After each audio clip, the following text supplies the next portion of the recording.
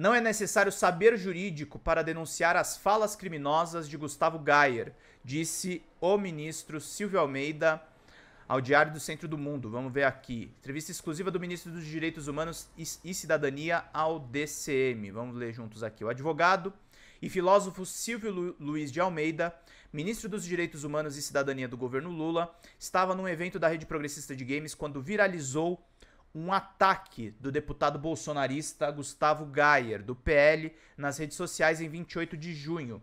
Ele acionou a Polícia Federal, a PGR e a Câmara contra o parlamentar. Gayer chamou Almeida de analfabeto funcional. Aliás, se vocês lembram a live de ontem, eu falei sobre isso. Ah, que legal, olha só, teve uma moça que se tornou membro antes mesmo de começar a live. Acho que você não viu, deixa eu ver aqui. O que aconteceu?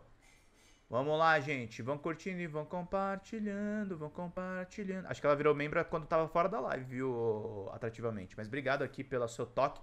Estamos com 200 visualizações, uma ótima visualização, apesar da ausência do nosso financiamento. Precisamos aí que vocês nos ajudem financeiramente com um pingo, com um superchat, com uma pequena contribuição. Isso é muito necessário para a gente manter aqui o nosso trabalho, meus queridos e minhas queridas. Isso é necessário e muito necessário que a gente tenha essa ajuda de vocês. Vamos continuar aqui acompanhando essa entrevista que eu fiz, vamos entender. Durante a entrevista ao podcast Três Irmãos, o parlamentar afirmou que o Brasil está emburrecendo e que as democracias não prosperam na África. O deputado é o Gustavo Gayer, tá?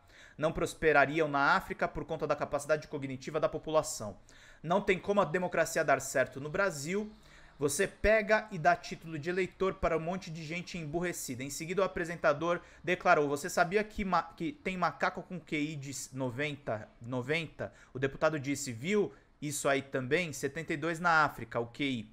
Não dá pra gente esperar alguma coisa da nossa população, respondeu o dono do podcast. No dia 20 de novembro, a Procuradoria-Geral da República, a PGR, é um episódio de racismo nojento, né, desses caras nesse podcast de extrema-direita. Apresentou uma denúncia contra o deputado bolsonarista ao Supremo Tribunal Federal e pediu a sua condenação por injúria e racismo.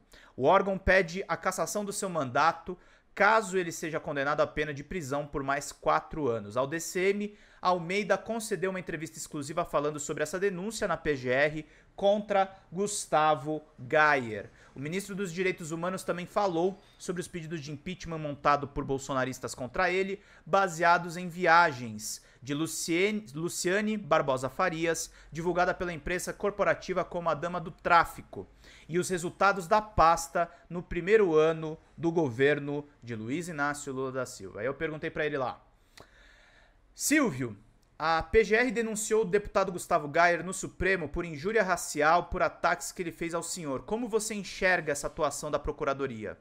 A atuação da PGR foi acertada, respondeu Silvio, e não é necessário saber jurídico para chegar nesta conclusão. Basta você resgatar as falas criminosas desse parlamentar para se ter uma ideia da gravidade do episódio. Agora está nas mãos da justiça e é lá que Gustavo Gayer deve prestar contas. De nossa parte, seguiremos trabalhando pelo Brasil, trabalhamos sempre imbuídos pelo lema norteador deste governo, que é o de união e de reconstrução, meus queridos e minhas queridas. A Comissão de Fiscalização da Câmara convocou o senhor para prestar esclarecimentos sobre a viagem paga pelo Ministério dos Direitos Humanos e Cidadania para Luciane Barbosa Farias. Acredita que seus esclarecimentos serão suficientes? Na condição de ministro de Estado, estou sempre à disposição para dialogar com os demais poderes da República e irei à comissão tranquilamente para esclarecer os fatos. Quem não deve, não teme. É parte da minha função, isto posto. Causa estranheza um pequeno grupo de parlamentares faça essa ação midiática de pedir impeachment sem qualquer base legal. Já nos manifestamos publicamente explicando, por exemplo, que o pagamento de passagens e diárias foi feito a todos os participantes de um evento nacional. Isso é feito com orçamento próprio reservado ao Comitê Nacional de Prevenção e Combate à Tortura, o CNPCT, e cujos integrantes foram indicação exclusiva dos comitês estaduais que pedem autonomia.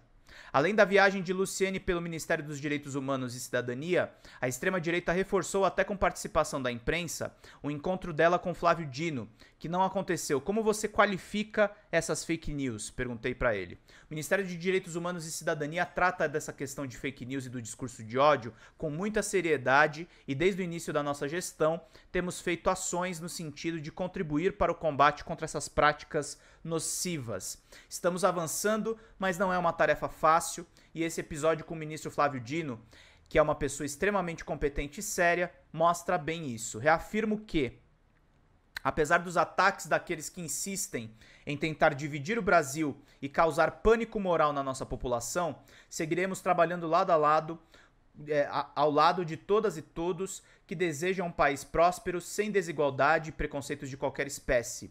É isso que a esmagadora maioria dos brasileiros deseja. O senhor foi acusado pela extrema-direita de equiparar o terrorismo do Hamas às ações de Israel, que considerou como inaceitáveis e uma insanidade. O presidente Lula teve um posicionamento parecido com o seu. É um consenso entre os ministros do governo? Minha posição como ministro de Estado sobre a situação de Gaza é clara desde o início e está em linha com a do governo brasileiro, do qual sou integrante.